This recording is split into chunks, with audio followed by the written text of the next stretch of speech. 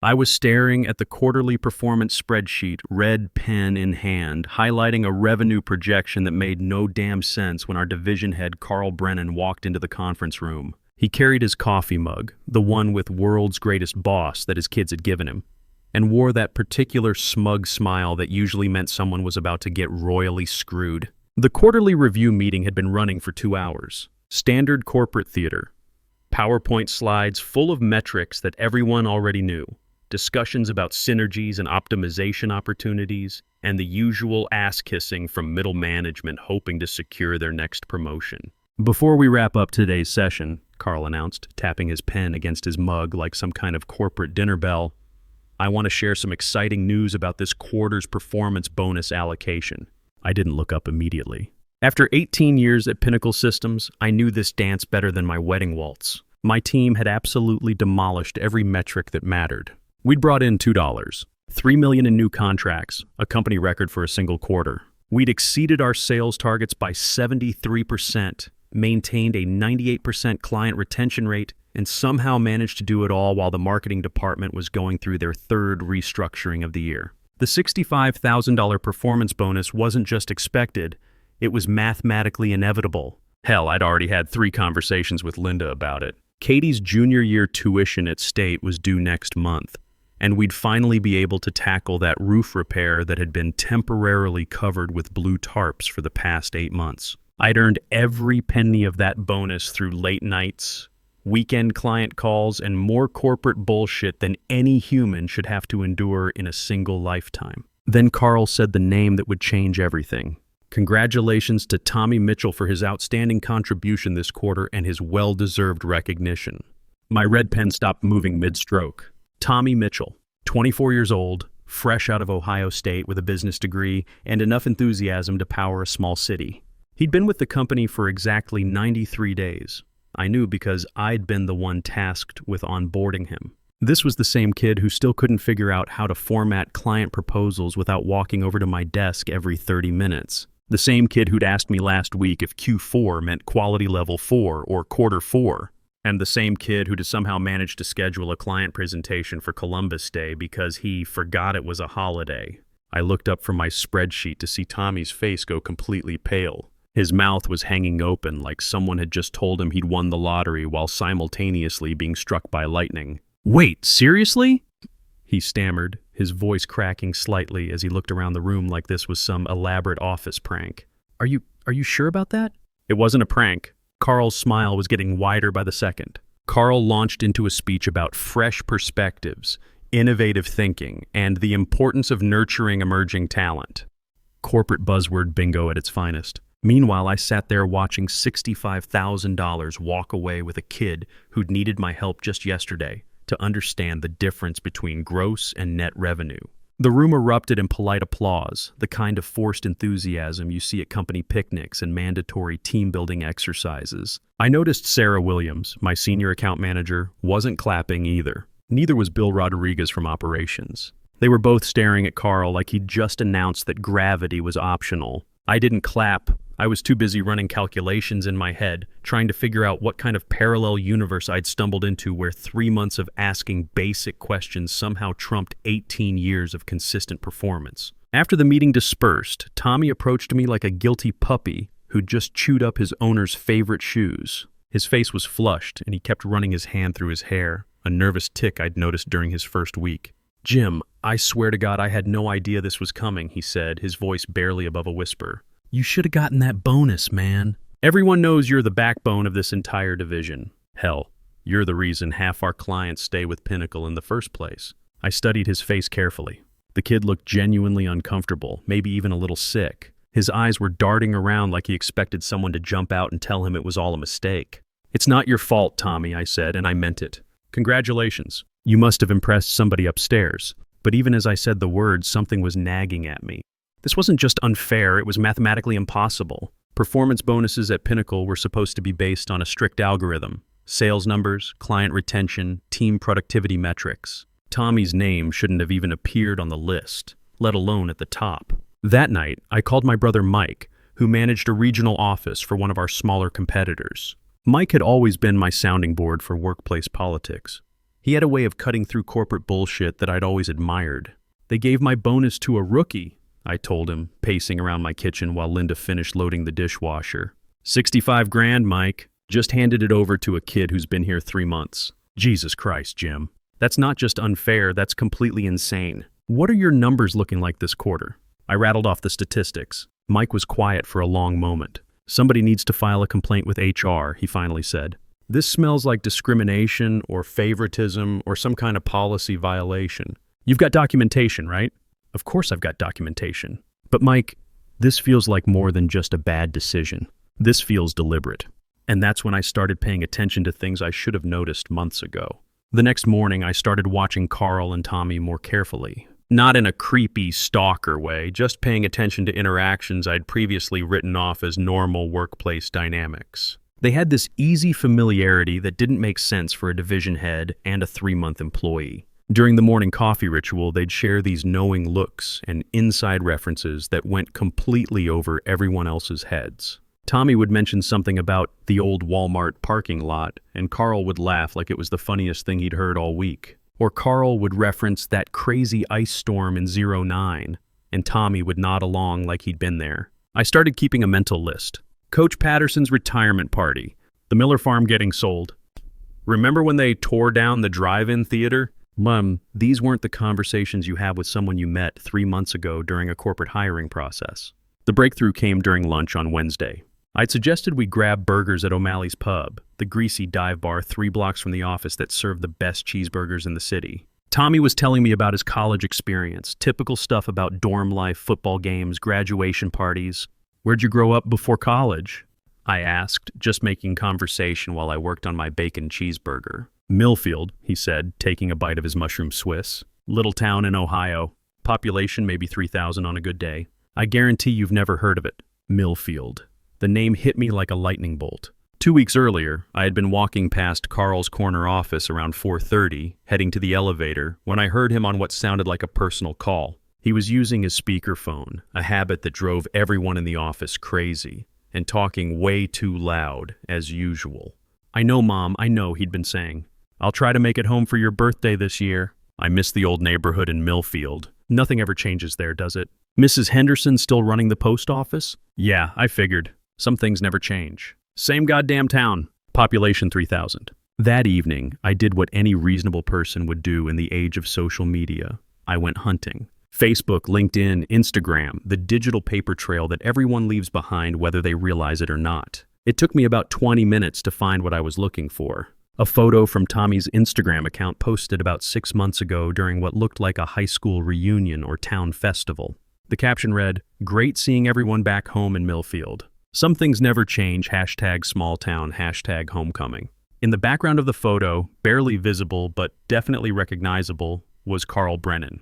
He was about 15 years younger and 30 pounds lighter, but it was definitely him. He was wearing a Millfield high school t-shirt and had his arm around a woman I didn't recognize. The pieces weren't just clicking, they were slamming together like freight trains. Armed with this new information, I started digging deeper into Carl's hiring and promotion patterns over the past 2 years. What I found was a masterclass in systematic nepotism that would have made a Tammany Hall politician proud. I pulled performance data from our company's internal database, nothing confidential, just the publicly available metrics that anyone with my access level could review. The pattern was so obvious I couldn't believe I'd missed it for 2 years. Every single promotion, bonus allocation, and choice assignment since Carl's appointment as division head had gone to people with personal connections to him. Brian Walsh, who got fast-tracked to senior associate last year, his LinkedIn profile showed he'd gone to Ohio State the same years as Carl. Jennifer Morrison, who landed the Prime Johnson Industries account. A quick Facebook search revealed she was Carl's next-door neighbor growing up.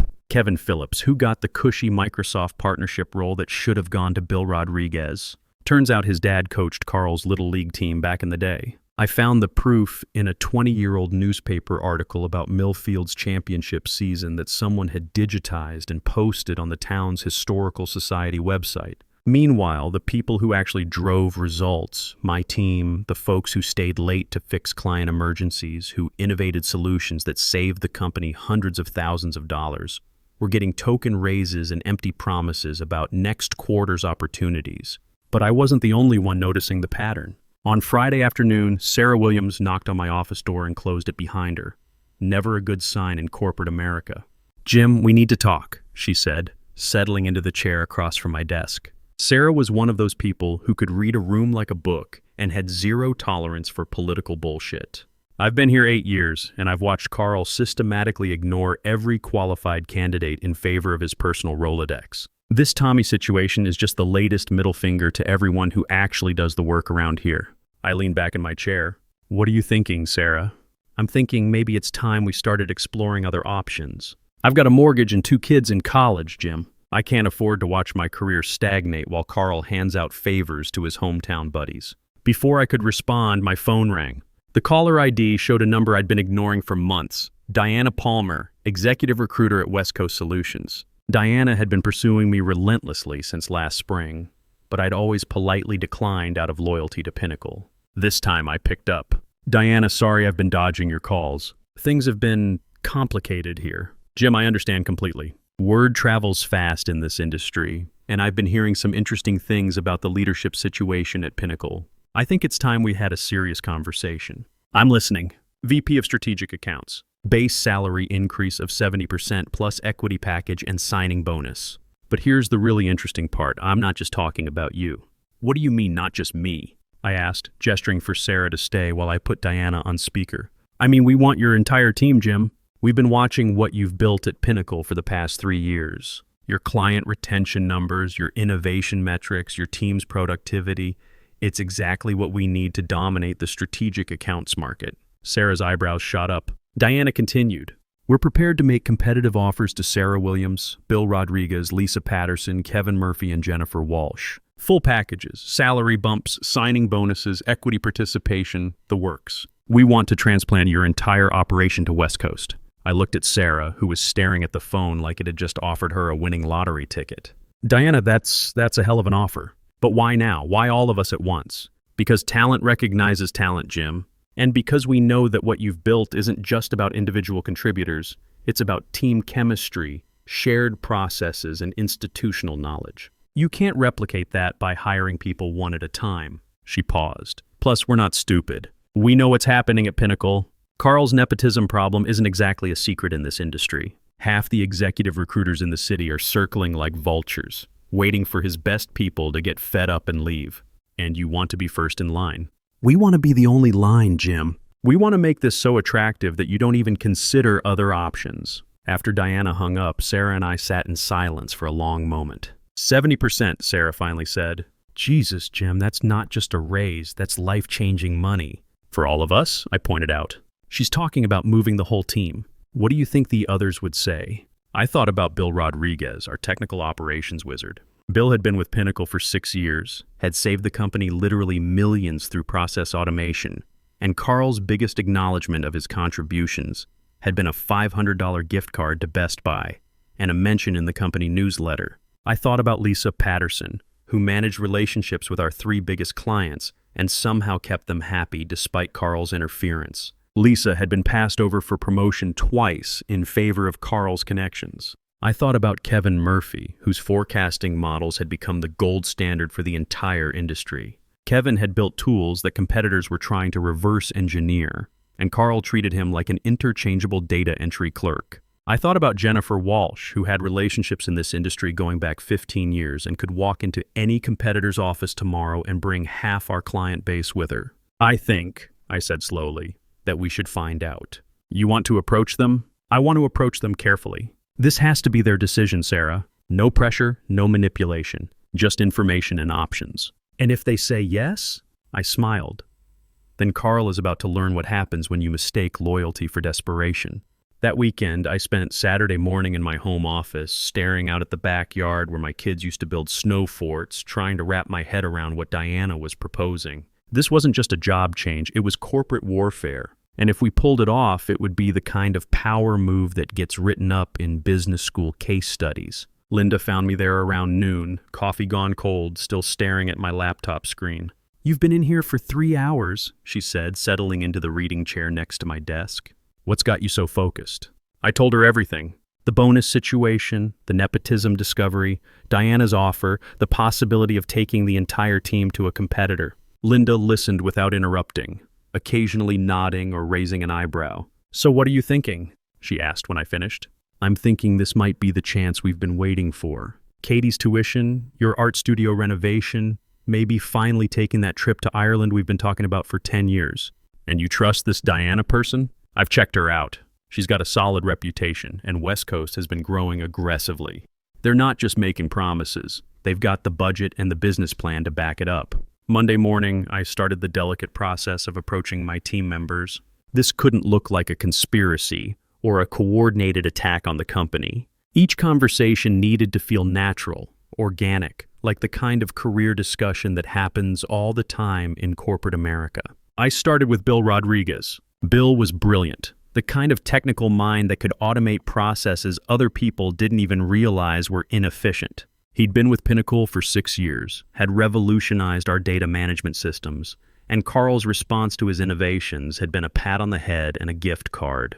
"Bill, hypothetical question," I said, stopping by his cubicle during the Monday morning coffee rush. "If you could work somewhere that actually recognized your technical contributions, how interested would you be?" Bill looked up from his triple monitor setup where he was debugging some code that would probably save the company another $50,000 annually. "Jim, I've been updating my LinkedIn profile for the past 2 months. The question isn't how interested I'd be.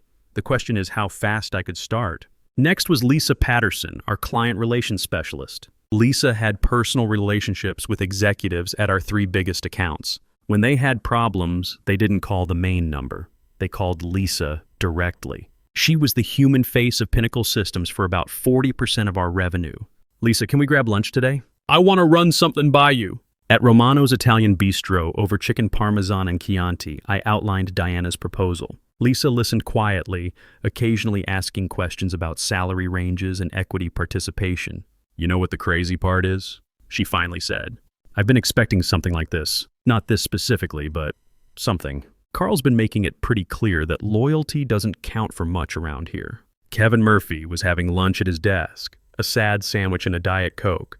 When I approached him on Tuesday afternoon, Kevin was our data analysis guru, the guy who built forecasting models that had become industry benchmarks. His algorithms had helped us predict market trends that saved clients millions and earned Pinnacle a reputation for strategic insight. Carl's acknowledgement of Kevin's contributions. Kevin was still working in a cubicle that was smaller than Tommy's office. "Kevin, got a minute?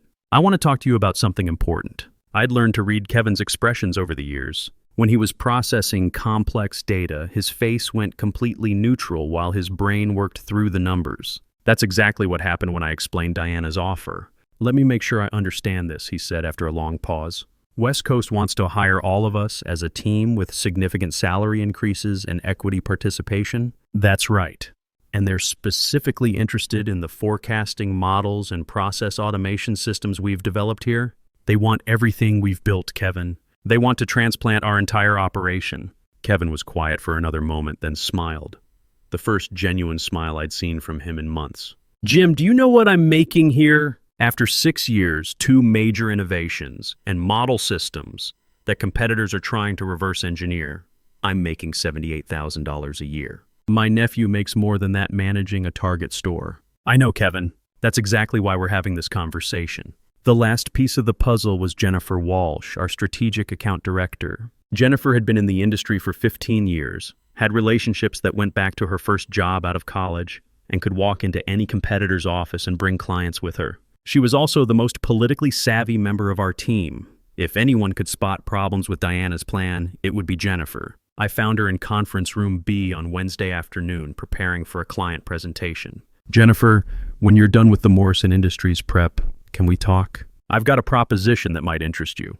20 minutes later, Jennifer was staring at me like I'd just suggested we rob a bank. "You want to move our entire team to West Coast Solutions? I want us to consider the option. Diana's made very compelling offers. And you've talked to the others?" "Everyone except you." Jennifer leaned back in her chair, drumming her fingers on the conference table. "Jim, what you're describing isn't just changing jobs. This is corporate kidnapping. It's corporate recognition," I countered. "Recognition of value that Pinnacle has been taking for granted." "And Carl?" "Carl made his choice when he gave my bonus to his hometown buddy. Jennifer was quiet for a long moment, then laughed, a sharp, bitter sound. You know what? Fuck it, I'm in. Just like that? Jim, I've been carrying this division for 8 years while watching Carl promote his drinking buddies and college roommates. It's time someone recognized what we actually bring to the table. Diana worked with the efficiency of a military strategist. Within a week, she had preliminary offers drafted for all 5 team members. The numbers were staggering, not just the salary bumps, which ranged from 45% to 75% depending on the role, but the comprehensive packages that included signing bonuses, stock options, and benefits that made Pinnacle look like they were operating out of the Stone Age. But Diana's real stroke of genius was the timing. She scheduled all our final interviews and offer negotiations for the same week, the week immediately before Pinnacle's biggest quarterly presentation to the board of directors. You understand what this means, don't you? I asked her during our final coordination call on Friday evening. I understand exactly what this means, Jim. You're not just changing jobs. You're sending a message to your entire industry that talent recognizes talent, and nepotistic bullshit has consequences. The interviews were largely ceremonial. West Coast had been researching our division for months. They knew our client relationships, our innovation metrics, our team dynamics. More importantly, they understood exactly what our departure would do to Pinnacle's competitive position. By Thursday, all 5 offers were finalized and accepted. By Friday, we had our resignation letters drafted and our timeline coordinated down to the minute. But I wanted Carl to understand the full scope of what was about to happen. This wasn't just Jim Patterson leaving with a grudge. This was the systematic dismantling of everything he'd taken for granted while he was busy playing hometown favorites. I decided we would resign sequentially, 30 minutes apart, starting at 9 a.m. sharp on Monday morning. Sarah would go first, then Bill, then Lisa, then Kevin, then Jennifer. I would deliver my resignation last at 11:30 a.m. after Carl had already watched his entire division evaporate. The weekend before our coordinated exodus, I took Linda out to dinner at Antonelli's, the upscale Italian place where we celebrated our anniversary every year. Over osso buco and a bottle of Chianti, I told her about the final timeline. "Are you absolutely certain about this?" she asked, cutting into her veal. "There's no going back once you pull this trigger." "Linda, I've never been more certain about anything in my professional life. We're not just changing jobs, we're making a statement about value and recognition and what happens when you take good people for granted. And if it backfires, it won't backfire." Diana's got everything lined up perfectly. West Coast has been planning this acquisition for months. They've got office space ready, equipment allocated, support staff assigned. We're not jumping ship, we're boarding a yacht.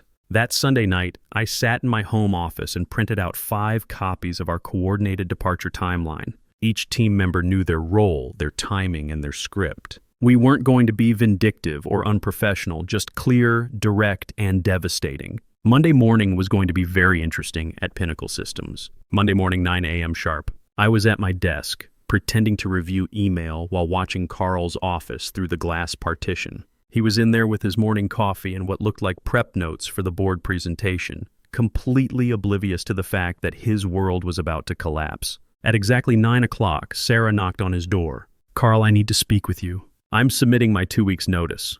I watched Carl's face through the glass as Sarah handed him the envelope. Confusion, then concern, then something approaching panic as he realized this wasn't a routine career move. Sarah walked out, made brief eye contact with me, and gave an almost imperceptible nod. Phase 1 complete. At 9:30, Bill knocked on Carl's door. Same professional demeanor, same envelope, same 2-week notice. I could see Carl's hands shaking as he accepted the second resignation. By 10 o'clock, Lisa had delivered her resignation. Carl was now standing behind his desk, pacing like a caged animal. Kevin walked in at 10:30. By this point, Carl looked like he'd aged 5 years in 90 minutes. His tie was loosened, his hair was disheveled, and he was making frantic phone calls between resignations.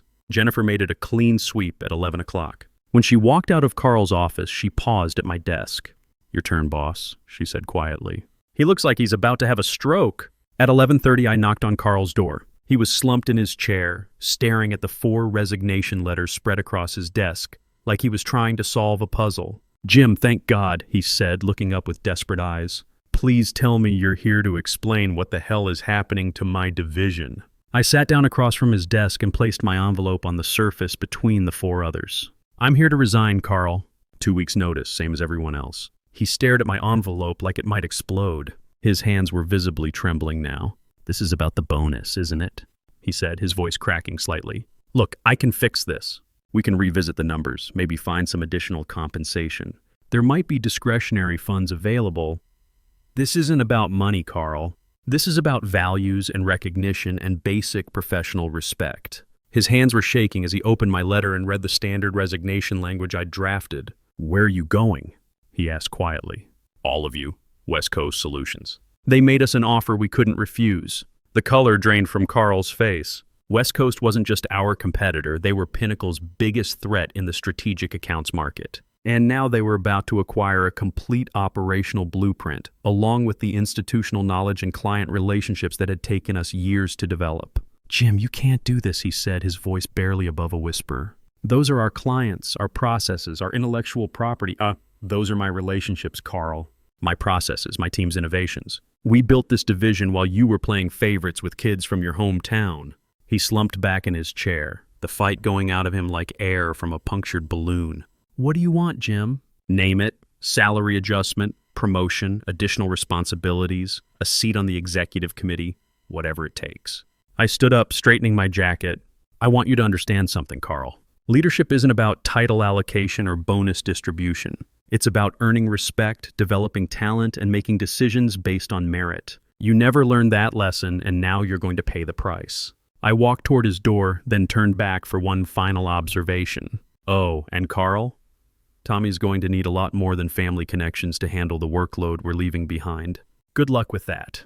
The next 2 weeks were absolute chaos. Carl scrambled to reassign accounts and responsibilities. But here's the thing about client relationships. They're personal. When Jennifer called her contacts to inform them about the transition, most of them asked pointed questions about following her to West Coast. Same with Lisa's portfolio and Sarah's established client base. By the end of the first week, 3 major clients had formally requested contract modifications that would allow them to terminate their agreements with Pinnacle if their preferred account managers were no longer available. 2 others had already initiated discussions about switching to West Coast Solutions. Tommy, bless his heart, was drowning in responsibilities he couldn't possibly handle. Carl had thrown him into the deep end with accounts worth millions of dollars in annual revenue, and the kid had no institutional knowledge, no established relationships, and no real understanding of the complex technical requirements these clients demanded. I actually felt bad for Tommy. He was working 18-hour days, surviving on energy drinks and sheer panic, trying to manage workloads that our entire team had handled collectively. It wasn't his fault that Carl had used him as a pawn in whatever hometown loyalty game he'd been playing. The board called an emergency meeting on Thursday of the second week. Pinnacle's stock price had dropped 12% in 10 days as word leaked about the talent exodus and its potential impact on the strategic accounts division. Industry publications were running articles about corporate brain drain and what it meant for companies that couldn't retain top-tier talent. Carl tried everything. Expensive consultants, emergency hiring initiatives, promises about comprehensive restructuring, and new leadership development programs.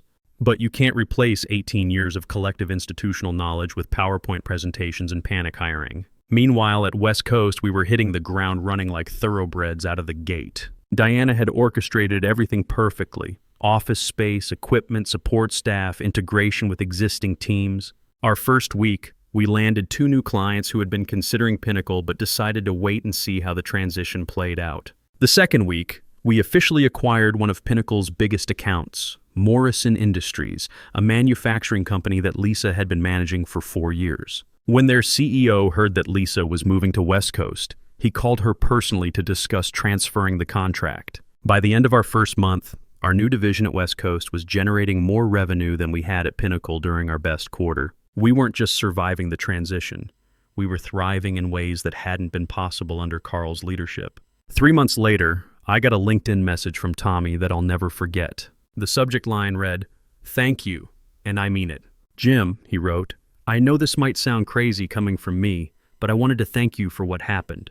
When you all left, I was terrified. Carl dumped everything on me, and I was failing spectacularly. I was working 20-hour days, making mistakes that cost the company money and generally proving that I had no business getting that bonus. But here's the thing, it forced me to either sink or swim, and I decided to swim.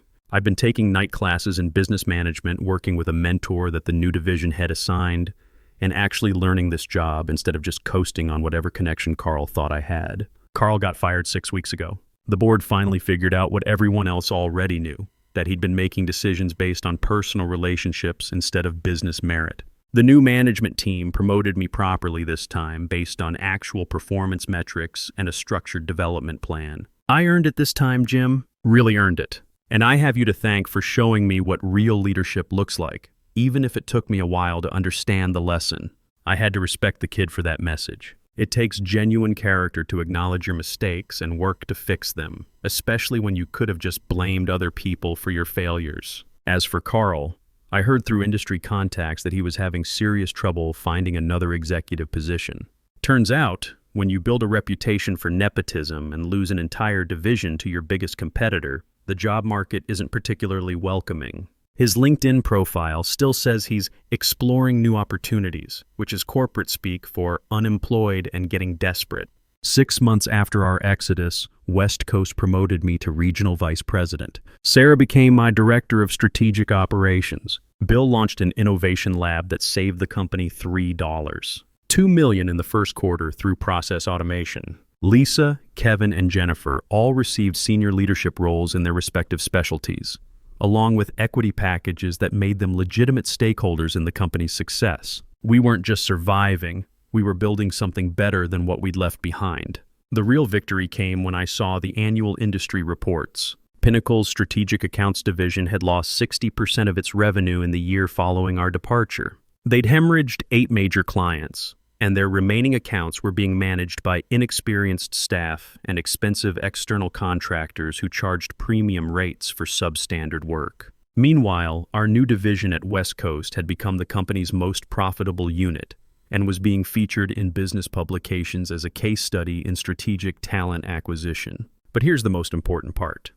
Everything we did was completely above board. No stolen intellectual property, no breached non-compete clauses, no legal gray areas. We simply took our skills, our relationships, and our work ethic to a place that valued them appropriately and recognized our contributions. That's the thing about loyalty. It has to be reciprocal. For 18 years, I'd given Pinnacle everything I had. I'd mentored young employees, worked weekends to fix client emergencies, and consistently put the company's interests ahead of my own career advancement. But when the moment came to recognize that loyalty, Carl chose hometown connections over proven performance. So I chose to take my talents, and my team's talents, somewhere that understood their value. A year later, I'm sitting in my corner office at West Coast, looking at quarterly reports that show record-breaking performance across every metric that matters. Sarah just closed the biggest deal in company history. Bill's innovations are being licensed to other firms. Lisa bought her dream house with her signing bonus and equity dividends. We built something extraordinary. Not just for ourselves, but for our families, our careers, and our industry.